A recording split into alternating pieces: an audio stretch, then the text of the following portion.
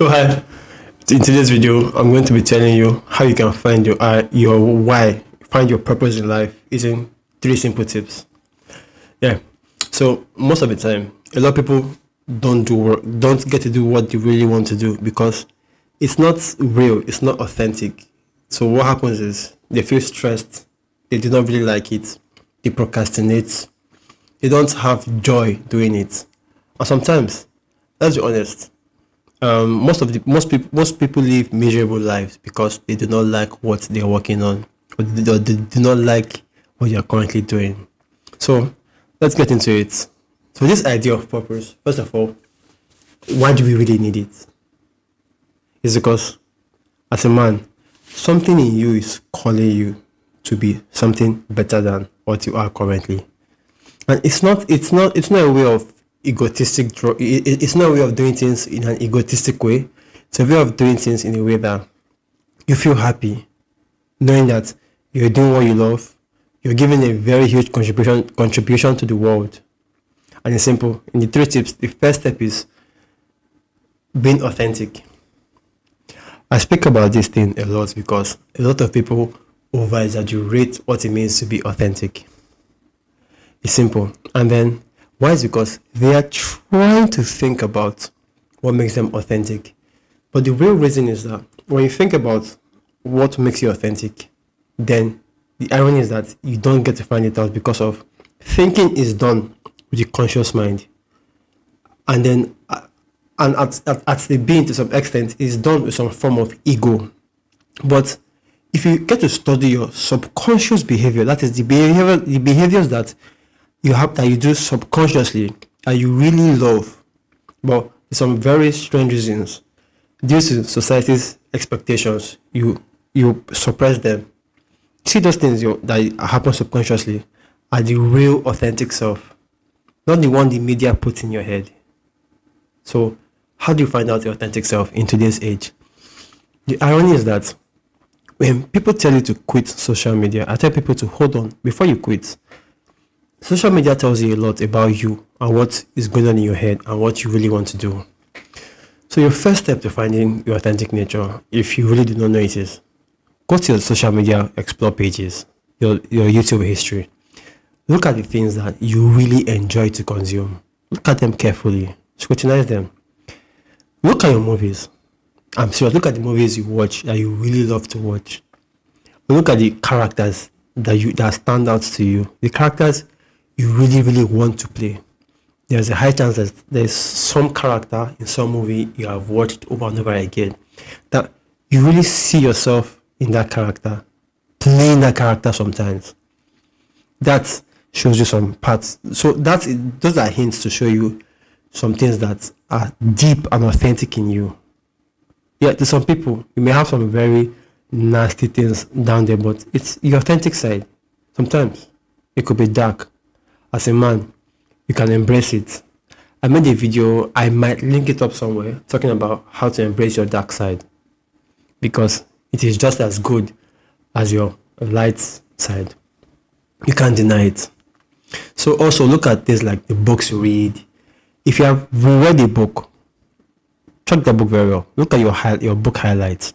You will notice that when things stand out to you, there are reasons they stand out to you. And if you listen to Rick Rubin a lot, which I have been doing recently, you get to see that creativity happens from within, from the spirit. It's your real authentic side. It's a way of God expressing things through you. Now, I really do not want to go woo-woo because a lot of people don't understand, but I may not want to. This is not the time and place for that. Your second tip is to be passionate about what you do. Now, to be passionate about what you do, a lot of people misunderstand what it means to be passionate. What it means to be passionate is basically simple. Is love what you do. But when they say find your passion, what people mostly do is they try out a lot of things. They never aim to get good at anything. But the reality is the people who are passionate the most loved what they did because they were good at it. So for example, it might be video editing.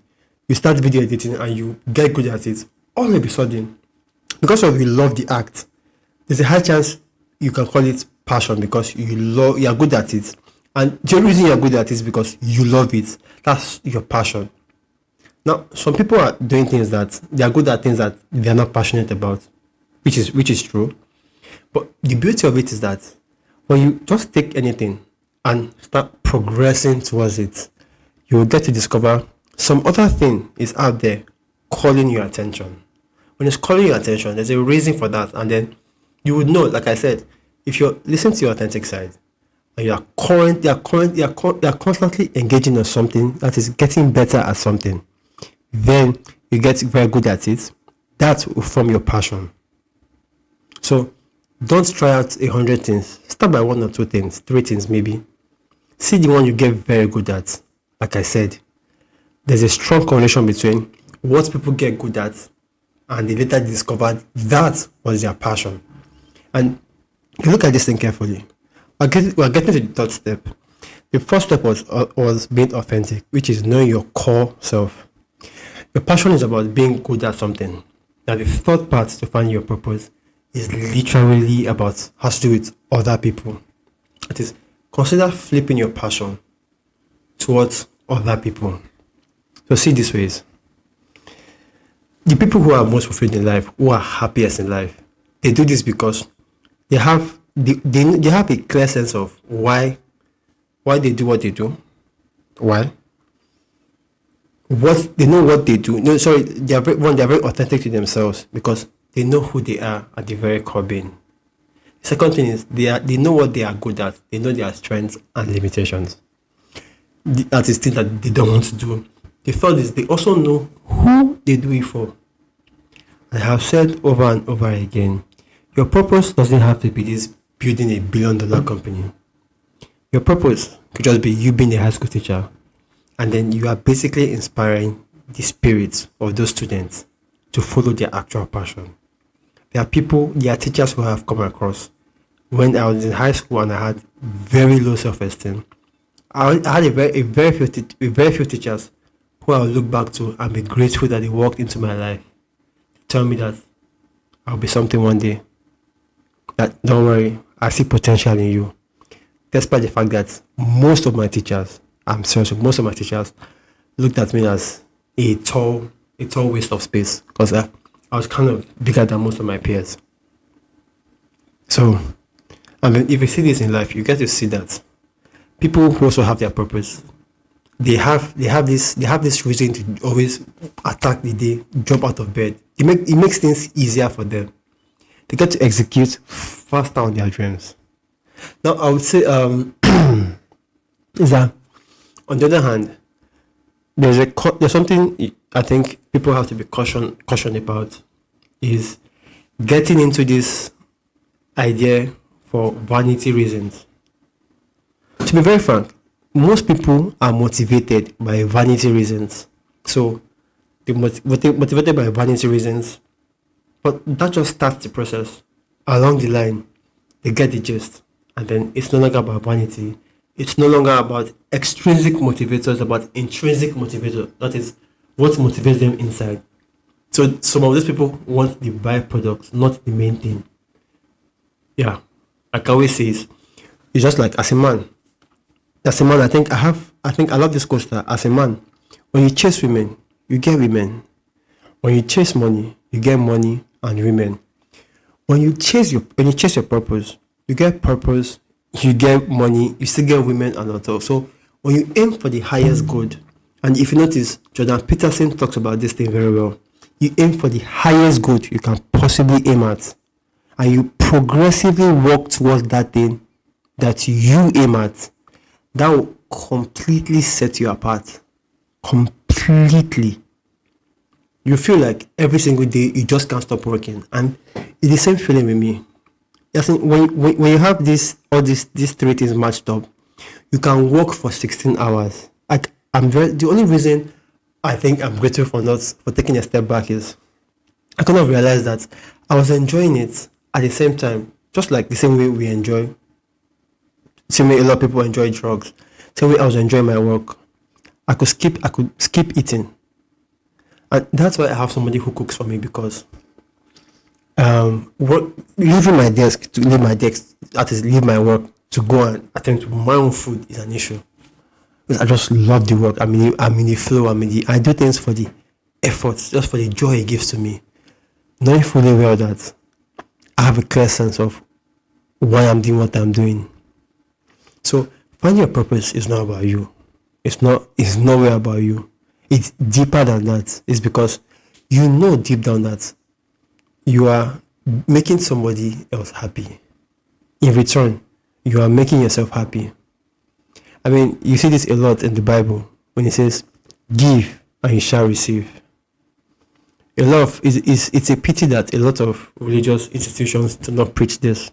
I mean, some form of this is placed in all religions, but I think some religious leaders omit it because it's not to them, it doesn't really ring a bell. So it tells people that that if they want to get something, they have to give something. And what that means is their lives are most likely in their hands. But no, sometimes they want you to believe that your life is in the hands of somebody else. That's the story for another day.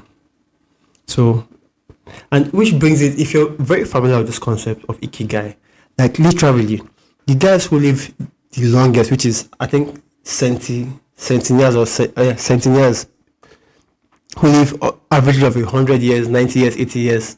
Some of them live on an island in Japan, and then it's because they live that long because of the concept of, they call this ikigai, which is they know